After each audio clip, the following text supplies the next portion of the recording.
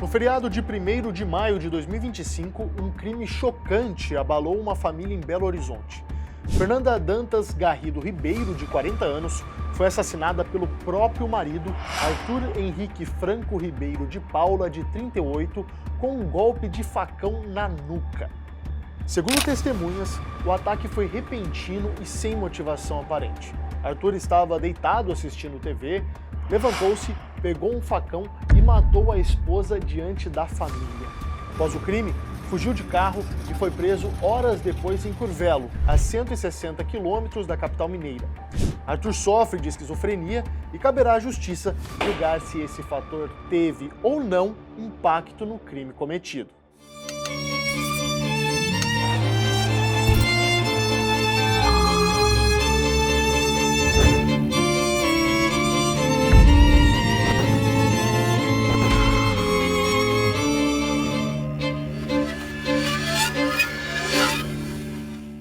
Olá, seja bem-vindo a mais um Investigação Criminal True Crime. Eu sou o João Lucas Batista e hoje a gente vai falar um pouco sobre um caso recente ocorrido, onde o Arthur Henrique Franco Ribeiro de Paula assassinou sua esposa, a Fernanda Garrido, com golpes de facão de uma maneira assim absurda, digamos assim, Foi algo instantâneo e que a gente vai apurar um pouco sobre o estado dele como a sua condição de esquizofrênico, essa situação, eles vinham já de um relacionamento relativamente conturbado e tudo isso aconteceu numa reunião de família, num momento alegre, no feriado passado agora de 1º de maio.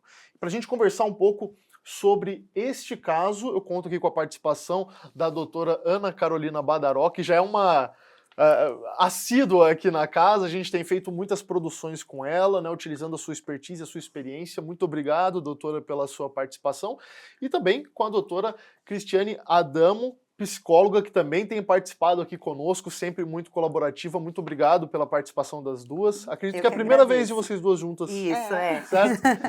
Muito obrigado, Sim. doutoras, pela participação. E bom, para a gente começar falando deste caso, eu queria abordar a situação da violência, que é um caso relativamente não, ele é escancaradamente brutal pela forma em que isso se sucedeu, uma situação entre marido e mulher, eles dentro de um ambiente de descontração, de felicidade, vamos colocar assim, um feriado em que eles passaram numa pousada, no feriado dia 1º de maio, e esse crime realizado de supetão, de uma forma improvisada, enfim, uma situação que ocorre de uma hora para outra. Só que a gente tem um ponto interessante que seria o fato do Arthur ser esquizofrênico.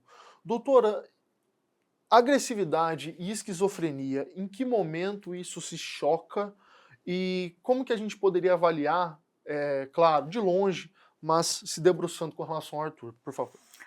Vamos começar a entender um pouquinho a esquizofrenia. Sim. A esquizofrenia é uma doença multifatorial. O que significa isso? Ela tem componentes biológicos, porque existe uma propensão genética, a gente sempre pesquisa e tenta entender se tem algum caso na família, psicológicos, que depende da estrutura emocional que a pessoa desenvolve, e também sociais. O ambiente físico, fatores estressores que ela passou, convivência e tudo mais. Isso faz com que desenvolva uma doença que é uma doença cerebral. E por ser uma doença cerebral, ela interfere nos neurotransmissores e faz com que a pessoa tenha uma visão da realidade distorcida.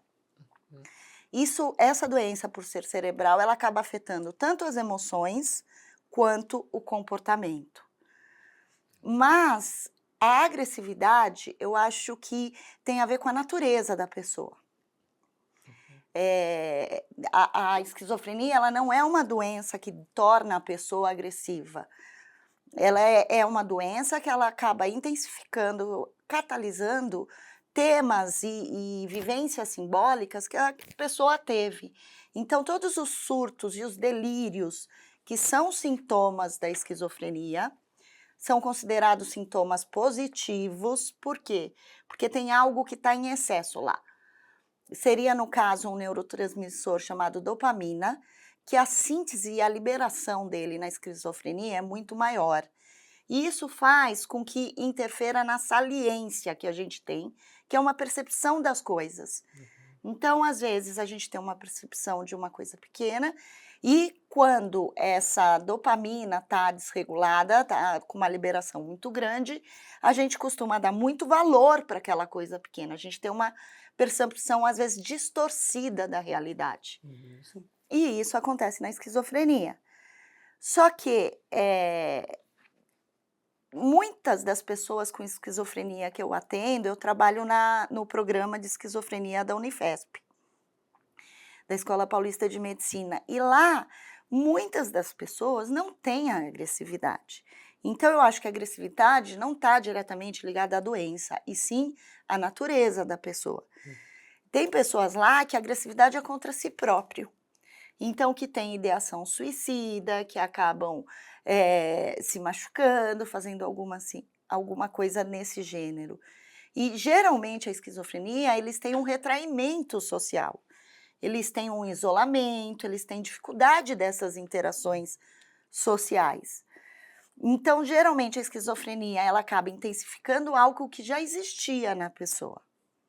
Eu acho que isso é uma coisa que eu observo muito. E cada um tem um grau, porque a doença ela pode ser reincidente, principalmente quando para a medicação. Que é o caso do Arthur, né? Nós apuramos e temos notícias, né, que saíram por meio da imprensa de que ele fazia tratamento, né, e Sim. também tomava medicação, havia interrompido esse tratamento há cerca de 1 ano, porém se automedicava. Imagino que ele talvez tivesse, né, receitas que foram entregues a ele pelo médico. Mas queria que a senhora pudesse pontuar um pouquinho sobre a importância da continuidade dos tratamentos, das consultas, né? É fundamental essa continuidade. Por quê? O medicamento que se usa, e eu fui ver, ele usava a sertralina, não era? Sertralina, e o outro, esqueci, mas ele usava um antipsicótico e usava um antidepressivo para ansiedade e tudo mais.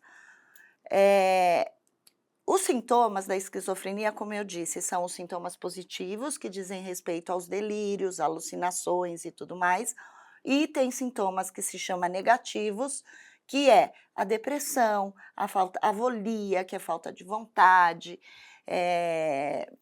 uma ansiedade muito grande, tudo isso está ligado a sintomas depressivos, que é o que falta na pessoa, falta energia, falta vontade, falta ação, falta emoção, tá com embotamento afetivo, é um sintoma negativo. A medicação, ela pode interferir dos 2 jeitos, mas ela é imprescindível para inibir esse sintoma positivo dos delírios e das alucinações.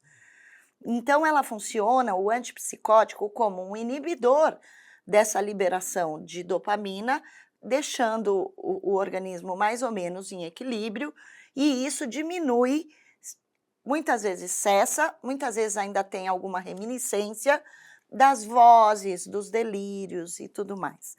Quando você para a medicação, esse funcionamento volta a ficar disfuncional, né, com uma grande liberação e síntese da dopamina, e ele volta a ter os delírios, as alucinações, tendo pouca crítica perante aquilo. Porque quando ele tem um delírio, aquilo para ele é verdade absoluta.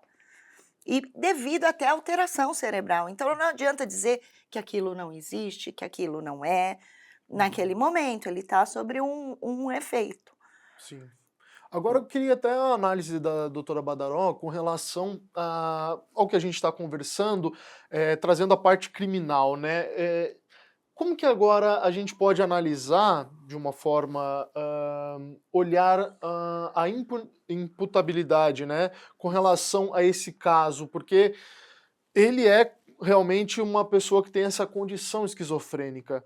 Como que a senhora poderia analisar a parte de culpa e a parte de meia-culpa? Como é que funciona tudo isso nessa equação? Bom, João, vamos lá. Ainda é muito recente, né? Faz pouco tempo que o crime aconteceu. O que nós já temos O Arthur foi preso em flagrante delito e essa prisão foi convertida em prisão preventiva. Então, nesse primeiro momento em audiência de custódia, essa prisão em flagrante já se manteve. A questão da imputabilidade dele provavelmente vai ser discutida no processo, porque a gente já extrai de algumas mídias, reportagens, de que a defesa já teria alegado que ele seria inimputável, ou ao menos semi-imputável. Eu vou tentar resumir um pouquinho para você aqui Sim. o que significa isso e como que isso vai ter um reflexo jurídico. Claro. Nós estamos diante do cometimento de um crime. Então, um maior de 18 anos, ele é imputável. Ele pode ser punido por aquele crime que ele cometeu. Isso já diretamente ligado à idade mesmo. É Da maior de idade, idade. 18 Sim. anos ele se torna imputável para os fins do direito penal. Certo. Quando a gente tem alguma questão psicológica, né, isso vai acabar abalando. Acredito que a doutora trouxe mais informações acerca de técnicas, né, em relação à esquizofrenia. Isso pode acabar abalando a percepção dele, do autor do crime, se aquela conduta é ilícita ou não. Então, a grande discussão, e aí como que isso funciona num processo criminal? Abre-se um incidente para verificar a condição daquela pessoa, né? Precisa ser feito um laudo, precisa ser feito um estudo. A pessoa passa por esse exame pericial para o juiz poder entender como tratar aquela pessoa ao longo do processo. O processo vai existir, né? Ele vai existir independente se ele for declarado imputável, inimputável, semi-imputável. Agora, se ele for declarado inimputável, a gente já tem, juridicamente falando, uma periculosidade presumida. Então, o inimputável, o juiz tem o processo, o juiz absolve essa pessoa, a gente chama isso de absolvição imprópria, e diante da absolvição, o juiz decreta uma medida de segurança. E essa medida de segurança, ela pode ser um tratamento laboratorial ou uma internação. Então, a gente tem alguns casos, né, conhecidos na mídia, que os autores foram declarados inimputáveis e foram internados em medida de segurança. Já na semi-imputabilidade, e a gente fala no direito, doutora, que é uma perturbação. Então, a pessoa não vive naquela constante de não entender o ato ilícito, mas que ela, em momentos de perturbação, ela não entende a ilicitude. Entendi. E aí é uma questão para o juiz, porque quando a gente tem um semi-imputável, a gente pode ter uma diminuição de pena na terceira fase do cálculo, que aí a gente, quando vai calcular, o juiz magistrado, quando vai calcular uma pena, ele tem várias questões que ele aumenta, diminui, pode diminuir, e aí a semi-imputabilidade pode ter uma diminuição de pena. Ou, e aí por isso que é importante o laudo, porque ele pode ser semi-imputável com a periculosidade decretada, ou um semi-imputável sem a periculosidade. Se houver a periculosidade, o juiz pode dar a pena e substituir a pena privativa de liberdade, que é a prisão, por medida de segurança, que aí pode ser tratamento ambulatorial ou internação. Então, no curso, aqui ainda é muito recente, mas no curso do processo, essa questão em relação ao réu, que é o Arthur, essa questão em relação a esse autor vai determinar qual que vai ser o desfecho, se ele vai ser, né, eventualmente internado, uma medida de segurança, ou se ele pode ser apenado e aí ele vai cumprir pena num estabelecimento comum. Muito bem, agora imaginando outros elementos, né, que nós temos nesse caso, o fato dele estar reunido em família, num momento de descontração, de divertimento, de lazer, o fato dele ter ingerido bebida alcoólica em uma quantidade pelo menos considerável para o nosso caso, né? Diz que ele bebeu pelo menos meia garrafa de vinho, né? Depois estava deitado e até o momento em que se levantou abruptamente, pegou esse facão e desferiu na esposa, né? Na Fernanda. Juntamente com isso, ele fugiu logo após esse crime, né? Ele pegou o carro e se dirigiu, imagino que, diria que sem destino, mas porque a gente não sabe por que ele foi preso necessariamente em Curvelo, né? Que foi onde a polícia o encontrou. Imagino que tenha ido sem alguma definição, né? Uma determinação específica de ir até lá. Mas todos esses elementos, queria tanto ouvir da doutora com base na esquizofrenia e tudo mais, como da doutora Badaró com relação a todos esses elementos se indicam uma imputabilidade ou não, pensando em bebida alcoólica podendo influenciar, o fato de pegar o carro, dirigir 160 quilômetros, né, onde ele foi capturado, se talvez a polícia não tivesse agido, ele poderia ter ido mais longe. Como que fica todos esses elementos com base no que a gente está conversando da parte legal do crime, né, jurídica, como também da parte da saúde mental? Então, quem quiser falar primeiro. O que eu percebi, pelo que a gente tem de conteúdo, a gente tem pouco conteúdo assim que a gente pôde verificar. O entendimento da audiência de custódia foi pela manutenção da prisão preventiva. E eu vi em algumas pautas que talvez nesse momento o juiz já tenha entendido que ele tinha consciência da ilicitude, né? Fugir após o crime pode me indicar isso, né? Que ele tinha consciência, ou talvez como ele se manifestou, né? No momento, hoje, a gente tem muitos policiais usando câmeras nos uniformes, então tudo que vai sendo encartado nos autos também vai indicar, né? O pós-crime também vai indicar como se ele tinha consciência do que ele fez, se era ilícito ou não. Então, acredito que já nesse primeiro momento, em sede de audiência de custódia, onde a prisão foi mantida, a gente já teve uma primeira apuração, né, até mesmo da autoridade policial no momento da prisão em flagrante, de entender todos esses fatores, né? E também testemunhas, né? O processo ele se cria com muitas fontes, né? Então, a gente vai ter testemunha, a gente vai ter imagens, a gente vai ter celular apreendido, a gente não sabe se ele eventualmente ligou para alguém, se ele mandou mensagem para alguém. Isso no curso de uma investigação e no curso do processo, isso vai alterando sobremaneira a visão que o réu vai ter ali no processo. Não, fora que foi um crime realizado contra uma pessoa de extrema intimidade com ele, que era a esposa, só que ainda assim num seio familiar, né? Porque ele estava ali com o seu irmão, a sua mãe, talvez até algum outro parente da parte da sua esposa, né, da Fernanda.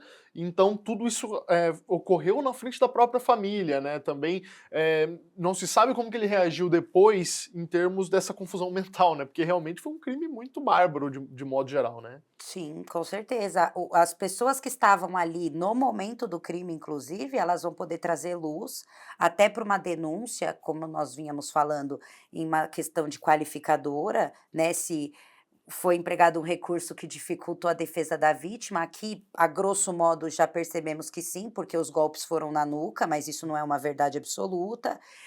Também o meio cruel, provavelmente. Então, assim, a gente já tem um contexto que essas oitivas, por isso que é importante a polícia nessa investigação, em todas, verificar ouvir testemunha, verificar provas de celular, imagens, a gente não sabe se o local, essa própria pousada tinha câmeras de segurança, isso tudo vai enriquecer muito o processo para trazer a verdade real do fato. Muito bem. E agora, doutora Adamo, eu queria que você falasse um pouquinho sobre isso, né? Essa fuga, toda essa situação, talvez a ingestão também de bebida alcoólica, a gente poderia também trazer, né? Porque foi algo prévio ao crime, mas ali Sim. bem recente. Como que essas outras atitudes do Arthur pode influenciar com relação ao curso dessa investigação acerca da condição dele? Eu concordo que é uma rede de acontecimentos que precisam ser analisados, até para a gente poder afirmar, ele estava num surto ou não estava no surto. Eu expliquei um pouco a dinâmica da Sim, sim. esquizofrenia, mas quando a pessoa entra num surto e num delírio, ela fica muito desorganizada internamente. Então, é estranho toda essa questão dele pegar o carro, dele se deslocar mais ou menos 160 quilômetros, Sim. de alguma maneira ele se livrar da arma do crime.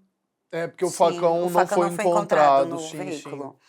Então é uma coisa também que chama atenção, e para poder você traçar, né, um diagnóstico, seria preciso uma avaliação, Uhum. tanto de todas as reações, talvez antes e após o acontecimento, a reação da família, a reação dele perante os guardas, o que ele verbalizou, como que ele estava, o que os guardas sentiram lá, porque quando a pessoa está num surto e desorganizada, isso você consegue perceber. E esses surtos, ele pode durar horas nesse caso, Pode porque durar. essa confusão mental, eu imagino que ele possa ter, né, desferido o golpe contra a sua esposa, que levou ela a óbito. Ali naquele local ele pode ter saído rapidamente, mas dirigir 160 quilômetros, por mais que ele pegue uma estrada de alta velocidade, ele levou pelo menos 1h30 nesse trajeto aí, podemos dizer, né? Então imagina 1h30 conflitando com os pensamentos, Mentos. enfim, é algo que claramente mexeu com o Arthur, né? E aí como é que fica essa situação? Porque é o que eu já vinha trazendo, esse surto pode durar horas. Sim, Uhum, geralmente ele dura. Se às vezes você precisa dar um sossega-leão, às vezes você uhum, precisa conter o paciente, levar para uma internação, uhum, para poder medicar e ele sair dessa fase aguda do surto, uhum. que é o que a gente chama. Ele não talvez a percepção dos próprios policiais, do juiz e tudo mais, não foi de que ele tivesse tão desorganizado, senão não teria decretado a prisão preventiva. Uhum. E aí vamos falar também da bebida. Sim, A bebida por si só, meia garrafa de vinho, é suficiente para baixar, ter um rebaixamento de consciência, sim, em sim. qualquer um. Sim. Uhum. Se você tem um rebaixamento de consciência, você tem menos autocontrole, né? Uma autoafirmação, você tem menos disso, você controla menos os seus impulsos, né? As suas emoções ficam afloradas. Isso por si só. Num caso que tenha um transtorno, como por exemplo a esquizofrenia, não é uma combinação viável. Tanto pela medicação, e aí se ele estava também se automedicando, a gente não sabe se estava corretamente medicado, Sim. porque a medicar um paciente é uma alquimia. Você conhece o princípio da medicação, mas você não sabe como aquele organismo vai reagir a ela. Então por isso que é um processo. Você vai acertando dose, você vai vendo se aquele remédio teve muito efeito colateral para ele ou não, se precisa aumentar, se ele ficou dopado demais, se precisa diminuir. Então é uma coisa muito complicada e jamais associada a álcool. Uhum. Esses medicamentos, principalmente voltados ao tratamento da esquizofrenia, são muito sensíveis, não sei se seria a palavra certa, ao uso concomitante com bebida alcoólica, nesse caso? Muito. Muito? E Uhum. a doença também, o quadro da doença também.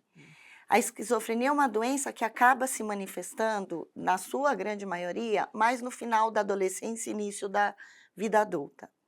Até ocorre em outros momentos, mas é mais difícil. É mais difícil ocorrer na infância e quando ocorre, acaba ficando crônica muitas vezes, porque é muito cedo para a pessoa desenvolver. Na fase da menopausa em mulheres pode também surgir, mas ela surge mais nesse período, fim da adolescência, início da vida adulta. Muitas vezes o jovem não tem a esquizofrenia, lógico que ele tem uma tendência, pode ter uma predisposição, e ela aparece devido ao uso de droga Entendi. ou de álcool. Ela pode desencadear um surto psicótico se a pessoa tem predisposição e consome droga. Isso é mais comum do que se imagina. Uhum. E o álcool também não deixa de ser uma droga que tem seu efeito, como eu disse, em qualquer um de nós, muito mais em quem tem um transtorno, Uhum. que já tem uma estrutura emocional mais fragilizada. Sim, mas é muito importante, doutora Adamo, a sua participação, principalmente falando especificamente sobre a esquizofrenia nesse caso, porque a gente estava até conversando, né, nos bastidores aqui, que o perfil da Fernanda nas redes sociais ele é aberto, então nessa apuração, para a gente entender um pouco como que era até as publicações dela, enfim, nós víamos comentários de algumas pessoas que imagino que não sejam até próximas ao casal, só, né, pela imprensa descobriram todo o caso, falando, olha, sabia que ele era esquizofrênico, como que pôde se relacionar com uma pessoa assim, estava talvez à mercê de uma situação de violência, e não é bem isso, né? Não é isso, na verdade, ainda mais alguém que faça o tratamento correto. Então a gente também quer trazer à luz, né, com relação a esse caso, dizendo que essa condição não é preponderante numa situação de violência, né? Ela aconteceu, isso é fato, mas ela não vai se repetir, não é para se repetir, certo? Queria que a senhora até falasse sobre isso para a gente não trazer um certo preconceito com quem é esquizofrênico. Isso não diz, né? Não sentencia que quem tem essa condição vá ter uma atitude parecida ou similar, ou enfim, com a do Arthur, né? Aliás, a grande maioria não tem. Uhum. A grande maioria falta até autonomia, muitas vezes, perante a vida. E é uma doença que a gente tem graus variados. Então, eu conheço pacientes que são casados, conheço outros que têm filho e que têm uma vida estável, mas não podem deixar de se cuidar, de fazer tanto o tratamento da parte medicamentosa, quanto a parte de terapêutica da coisa, que pode ser fazer uma análise, pode ser fazer uma terapia ocupacional, também ajuda muito quando você tem a rotina muito esvaziada, pode ser um acompanhante terapêutico, fazer avaliação neuropsicológica também auxilia para você saber qual é o comprometimento cognitivo daquela pessoa. Então é viável você ter uma vida, um relacionamento com alguém que tem esquizofrenia, não é uma sentença de inimputabilidade, por exemplo. Sim. E mais, a gente tem que ver que assim, é muito comum, às vezes, a gente tentar associar todos os crimes a transtornos de personalidade. Acho que muitas vezes até pela nossa dificuldade de entender esse grau de criminalidade, de maldade em algumas pessoas, embora a maldade está dentro de cada um de nós. Sim. Mas a grande maioria não tem transtorno nenhum. Queria agora também que a gente falasse um pouquinho, porque como a senhora comentou, e também pelas apurações que temos até o momento, o Arthur não teria algum motivo mais específico, não que justificasse, é claro, matar a própria esposa, isso é um absurdo, mas que ele pudesse se escorar para dizer, olha, eu fiz isso por conta de alguma coisa concreta, né? A não ser algum delírio ou alguma coisa que realmente fazia parte simplesmente dessa personalidade, dessa cognição, desse pensamento dele, né? Porém, a gente tem, né, como fato também de que eles casados desde 2018 eram um casal que se separaram algumas vezes, que ele era tido como, de certa forma, um parceiro, né, dentro dessa relação tóxico. Além disso, um comentário que me chamou a atenção na rede social, mas é só uma conjectura, um comentário de rede social, mas que me chamou a atenção foi de uma pessoa que comentou que em algumas fotos que eles tinham juntos, que eram a maioria do perfil dela, de que, com declarações de amor e tudo mais, de que ele teria escrito essa declaração, ele queria essa dominância, vamos dizer assim, né, com relação à rede social e tudo mais. Doutora Badaró, eu queria que você falasse um pouquinho, então, dessa suposta, a gente pode trazer assim, mas como se desencadeou de uma morte, eu acho que a gente tem essa liberdade para falar, Sim. desse relacionamento tóxico, né, se isso é uma coisa que talvez a Fernanda pudesse ter tido uma noção de que, obviamente, imagino que ela não esperava, né, obviamente, esse fim que teve, mas tivesse sinais, como que a gente poderia alertar também pessoas que podem passar por relacionamentos que vai e volta, talvez até essa posse de redes sociais, como que a gente pode talvez analisar esse caso, levando em consideração o possível contato, né, violento e também opressivo, né, que existia. Aqui a gente já está, de qualquer modo, tratando de um feminicídio, né? O caso Sim. já está sendo tratado dessa forma. Quando a gente fala num feminicídio, a gente já tem um contexto de uma violência doméstica. Em outros casos que nós também analisamos aqui, assim como esse, o que vale a gente sempre atentar às mulheres e o meio social do casal. Existe um ciclo de violência. É muito difícil, não vou falar que é totalmente incomum, porque o crime acontece dentro das relações humanas. E as relações humanas nem sempre elas são tão previsíveis quanto a gente gostaria. Mas, n s geralmente, os autores de feminicídio, ou até de feminicídio tentado, eles já têm um comportamento, violento, um comportamento tóxico, né, como Uhum. a gente gosta de falar, existe um ciclo dessa violência. Então a violência vai começando com pequenas dominações, uma violência psicológica, em alguns casos, até mesmo uma violência de fato, às vezes a gente já tinha até, ele já tinha batido nela, ele já tinha partido para cima dela. O caso é o seguinte, aqui o caso vai ter uma linha muito tênue entre esse amor que convivia com a possível doença que ele tinha, né, que é o que vem se ventilando nas redes, vem se ventilando na imprensa, porque é um caso recente, ou o fato dela estar num relacionamento abusivo, né. Nesse momento aqui, a gente nunca pode esperar que ela fosse prever, né, e que ela fosse calcular o risco que ela estava sofrendo. Mas o que eu quero deixar para as mulheres que estão em uma relação e que elas estão se sentindo, no mínimo, desconfortáveis com o que elas estão passando, ou que elas acharam que algo não soou bem, ou estão se sentindo invadidas na escolha da roupa, na escolha das amizades, estão se sentindo cerceadas em relação às redes sociais, por exemplo, o quanto é grave você, como meu parceiro, escolher o que eu vou pôr na minha rede social, Sim. escrever o texto por mim, né. Então, se você que é mulher, aqui é porque a gente está falando um feminicídio, né, tá se sentindo ultrajada ou tá desconfortável, procure um auxílio, né, de uma amiga mais próxima, de um familiar, de um psicólogo, de um advogado, de um policial, de uma policial. Hoje a gente tem delegacias especializadas no atendimento da mulher em situação de violência, então já não é mais um ambiente tão hostil, uma delegacia de polícia, porque ela já é especializada no atendimento e acolhimento daquela mulher em situação de violência.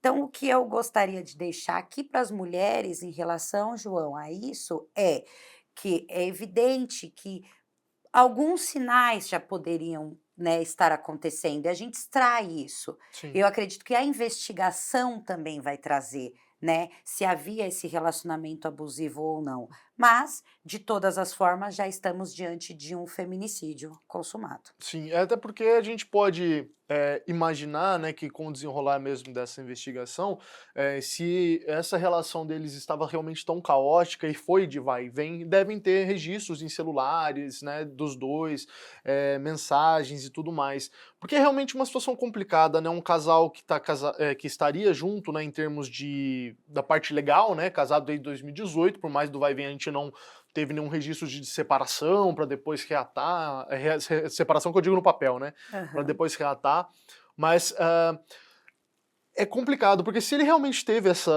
esse comportamento de cercear rede social, talvez uma parte mais de cerceamento como você poderia ter nos trouxe, a gente poderia imaginar, né, das relações dela no trabalho, com outras pessoas, enfim, fosse um parceiro, né, um cônjuge realmente tóxico, eu queria perguntar, doutor Adamo, se esse comportamento poderia ter a ver alguma coisa com a esquizofrenia, se essa parte de obsessão, ela pode existir dentro desse tipo de condição. E se sim, como? Só pra gente talvez entender se às vezes a pessoa que é esquizofrênica, que muitas vezes não está sendo acompanhada, assistida por um profissional, e ao mesmo tempo estaria se medicando, ou vamos imaginar alguém que também não se medique, se existe algum tipo de obsessão que ela pode colocar para fora, nesse caso a gente poderia imaginar apenas na parceira, ou se isso pode acontecer em alguma outra situação, em algo, em um hobby. Existe alguma coisa que a pessoa possa colocar como centro das suas atenções de uma maneira até exacerbada? Sim, Sim? sim. Uhum. Pode ser, ele pode desenvolver algum delírio relacionado a uma pessoa em específica, ou ele pode desenvolver um delírio relacionado a uma situação que aí envolve todos que estão no lugar. Pode ocorrer essas coisas, essas diferenças. Mas um pensamento obsessivo, um pensamento, a gente pode ter em pessoas que não apresentam transtorno. E ainda assim pode ser um pensamento que é muito cristalizado, que é um pensamento obsessivo e que me leva a agir de acordo com aquilo. E assim, em relação àquilo, não é nada que me faça mudar de ideia. Uhum. Eh, o que a falta de medicação pode ter acentuado a agressividade e esses conflitos que eles tiveram, de alguma maneira. Mas a esquizofrenia e qualquer transtorno, às vezes ele vem com comorbidades. O que é isso? São outros transtornos junto. Uhum. Então ele pode ter a esquizofrenia, mas ele pode ter um perfil um pouco narcísico, que é alguém que é controlador, manipulador, que é o perfil geralmente de muitos dos homens que praticam feminicídio, que são pessoas controladoras, que querem ter poder sobre a sua vítima, que determinam a roupa, o que vai usar, e isso vem de um jeito muito sutil, não é escancarado. Então, às vezes, a gente questiona, Ou é come progressivo, né? é Começa com sempre alguma A coisa. gente Sempre é fala do progressivo, progressivo, ciclo, né? né? Sim, sim. Começa aqui que Uhum. e aí o maior é o feminicídio, né? Sim, mas é um caso, a senhora até pela experiência, na verdade das duas, né? A senhora mais no sentido de análise, talvez de um escopo da maior. dinâmica do comportamento. Sim, e a doutora Badaró com relação, às vezes, até de ter pego mesmo casos para tanto atuar como assistente da acusação ou em casos de atuar como criminalista na parte da defesa, de situações em que, quando você ouve a linha do tempo, né, da sua cliente ou da sua paciente, ou de casos que a gente analisa, é claro, Sim. Já haviam sinais. de olhar os sinais que muitas vezes vão se ampliando ou se tornando cada vez mais frequentes para chegar numa situação como essa, né? Isso é realmente muito comum, né? É muito comum. Por isso que eu falo que eu não gosto de falar sempre, mas na maioria das vezes a gente já vê relatos de no início do relacionamento ele tinha um ciúme excessivo. Isso. Proibiu que saísse com as amigas, porque é comum, como a doutora trouxe para esse relacionamento com um narcisista, né, com um agressor, vamos pôr assim, um agressor para não dar um diagnóstico, Sim, né? sim. Sim, Não, sim. não é um É, diagnóstico, é um um perfil que se perfil, né? semeia. Um Claro. perfil de controle. Então, assim, por isso que a gente fala de níveis. Então, primeiro ele vai tentar tirar aquela vítima do convívio social de segurança dela e colocá-la sob a dominação dele. Então, às vezes, no início do relacionamento, parece algo muito, uma tensão, uma super Isso. atenção, mas depois isso acaba se confundindo. Aí começa a escolher determinados lugares para frequentar, escolha da roupa, escolha da profissão. A gente tem vários indícios. E quando a gente vê um contexto, como o João trouxe, uma linha do relacionamento. E aí, às vezes, começa assim: me pegou no braço, Uhum. puxou o meu cabelo, Ofensas, Me né? deu um me deu um chacoalhão. chacoalhão, a Uhum. gente fazendo fisicamente. Sim, Ou sim. depois, quando se perde, né, esse, vamos pôr, pudor, né, já começa com ofensas muito mais diretas, falta de respeito total, violência psicológica, né. Às vezes a mulher, já daquele início que eu trouxe, às vezes está inserida numa violência patrimonial, porque ela não tem mais domínio do seu patrimônio, não tem domínio das suas finanças. Então, um relacionamento que vai dando indício, ele pode trazer um contexto muito perigoso para a mulher, Com certeza. né, Sem doutora? dúvida, sem Uhum. dúvida. E, no começo, ela tenta justificar essas atitudes, mas assim, Uhum. por amor, na verdade isso é excesso de amor, ele está cuidando de mim, ele quer me ver bonita, então ele me ajuda. E às vezes quando ela vai se dar conta, já é tarde demais. Uhum. Sim. E aí precisa de uma força grandíssima para poder sair dessa situação, até porque o que é comum é eles desqualificarem ela. a mulher, geralmente. Então, vai tirando a autoconfiança, vai, né, acabando com a autoestima, e elas, às vezes, passam a acreditar mesmo, que elas não têm a condição de sair da situação, que elas não têm a condição de viver sozinhas, que ele está certo. Muitas vezes vêm ainda carregadas de culpa É porque de uma vão situação dessa. fragilizando Vão essa mulher. fragilizando. Porque, por exemplo, a gente vê a Fernanda até como uma pessoa que era gerente de loja, né? Era uma pessoa que eu imagino, né, tem ali seu sucesso dentro do seu trabalho, pelo que a gente viu também, é uma pessoa muito querida em termos das matérias que cheguei a ver também. Então é realmente uma coisa que muitas vezes vai cerceando, né? Até porque nós não sabemos quantas vezes eles terminaram e Sim. reataram, mas era um relacionamento de vai e vem. E nesse último momento em que eles estiveram juntos, eles tinham se reaproximado há cerca de apenas 2 semanas. Então era também um recomeço, que não sei se pela terceira, quarta, quinta vez, mas era um recomeço do casal super recente, né? E teve esse desfecho, E né? mais especificamente aqui, eu acho que a gente vai ter também um recorte que a investigação vai trazer e que o processo vai trazer, desse convívio que a doutora disse, do que é você ser companheiro, você ser esposa de uma pessoa que tem uma doença, né, que é diagnosticada, que tem que fazer uso de medicação, que não pode consumir bebida alcoólica. Então a gente sabe também que essas condições dentro de um relacionamento já traz uma problemática, né? Porque às vezes ele não queria usar o medicamento e ela querendo que ele usasse. Então, eu acho que dentro do contexto da investigação, muitas coisas vão vir às claras.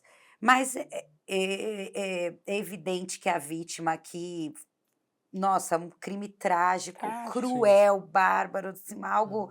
pavoroso.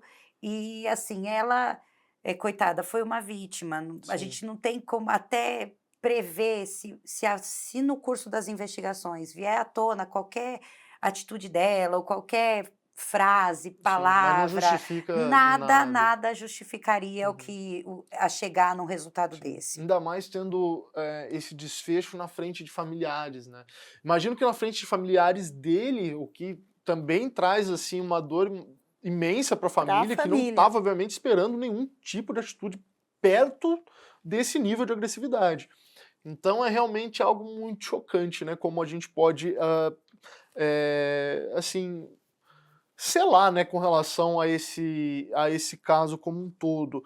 Eu queria até deixar então, já que nós analisamos diversos elementos, né, do caso, as considerações finais. Doutora, eu Uhum. queria começar por você, com relação ao que tudo que a gente conversou, se tiver alguma consideração final com o caso, e já adianto também o agradecimento, né, por mais uma participação da doutora Adamo aqui conosco. Muito obrigado, doutora, pela sua presença aqui, sempre com comentários muito brilhantes, muito pontuais e esclarecedores aqui conosco. Eu começo te agradecendo, João, agradecendo a doutora pela Bem companhia, pela troca. É sempre um prazer estar aqui. Legal. Eu só queria complementar que esse retorno, essas quebras e esses retornos dessa relação, esse afastamento, esse retorno, tem a ver com o ciclo do abuso. Porque eles se arrependem, eles vêm, eles juram que não vão fazer de novo, enchem de presente, seduzem de novo, e aí a pessoa se enche de esperança de que realmente algo vai mudar. E isso serve para todas as mulheres. Assino embaixo do que você falou. Acho importante a gente estar atenta a desconforto, algum desconforto, alguma coisa que eu me senti de alguma maneira desvalorizada ou desrespeitada. É importante a gente validar e se questionar: será que isso é excesso de amor mesmo? Será que eu não estou tentando achar uma justificativa porque eu gosto dele, mas até quando eu vou me permitir ser tratada desta forma? É importante as mulheres se colocarem. E outra coisa que me deixa triste é que não sei o quanto a esquizofrenia foi uma linha só de defesa ou não. Vai precisar passar por uma avaliação para poder ver se ele de fato estava num surto ou não. Tem algumas coisas que fazem sentido do processo da doença e da esquizofrenia, e tem algumas coisas que ele talvez teve um desempenho melhor do que geralmente é esperado por quem está num surto. Então, eu deixo aqui um ponto de interrogação. Mas o triste é que aumenta o estigma. E muitas pessoas acabam juntando a esquizofrenia à inimputabilidade sempre. E não é assim. É uma doença que tem tratamento. Quanto antes diagnosticada e tratada, melhor, porque minimiza os efeitos da doença na pessoa. Mas que é possível se ter uma vida estável, uma vida social, quando você segue direitinho as orientações. Muito bem, doutora, muito obrigado Obrigada a pela sua você. participação. Doutora Badaró, também gostaria de agradecê-la imensamente. A senhora tem contribuído muito, para falar a verdade, né, com Obrigada. relação aos conteúdos realizados pelo canal, né, nos programas. As temáticas que a gente traz e conta, né, com a sua colaboração têm sido assim muito pontuais, muito assertivas. Então, muito obrigado pela sua participação, tanto aqui como em outros produtos, né, que nós também realizamos. E muito obrigado, eu gostei muito da nossa dinâmica, né, de nós três nesse caso. Acho que foi uma abordagem muito legal contar com as duas especialistas. Gostaria também de deixar as suas considerações finais, fique à vontade. Obrigada, João. Obrigada pela confiança no trabalho sempre, pelos convites. Eu adoro vir participar, trazer para vocês um pouquinho a versão, né, a visão mais técnica, mais jurídica em relação a casos importantes. Aqui, pegando um pouco do que a doutora trouxe, eu queria deixar afinal, justamente sobre esse caso, é muito recente ainda. É um crime que tem pouquíssimo tempo de investigação. Para as pessoas interessadas, acho que vale a pena acompanhar, né, essa investigação, para a gente saber como que isso vai se desenrolar, quais provas vão ser encartadas nos autos, o que as testemunhas vão trazer, porque dentro de um processo a gente sempre também tem o contraditório e a ampla defesa, vai ser oportunizado que a defesa se manifeste, que o Arthur se manifeste. E não trazer esse estigma, como a doutora trouxe, de que ele é inimputável, ou que ele é semi-imputável, ou que ele não estava totalmente imputável.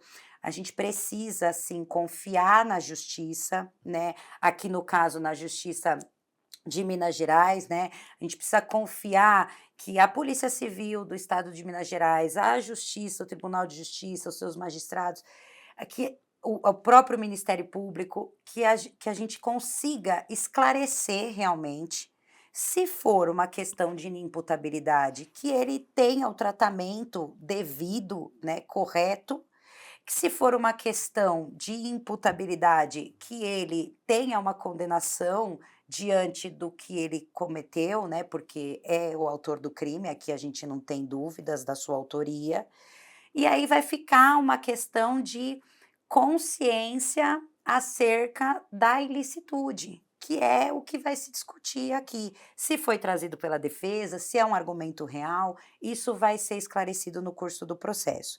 E para as mulheres, sempre também essa atenção que a gente volta a trazer todas as oportunidades.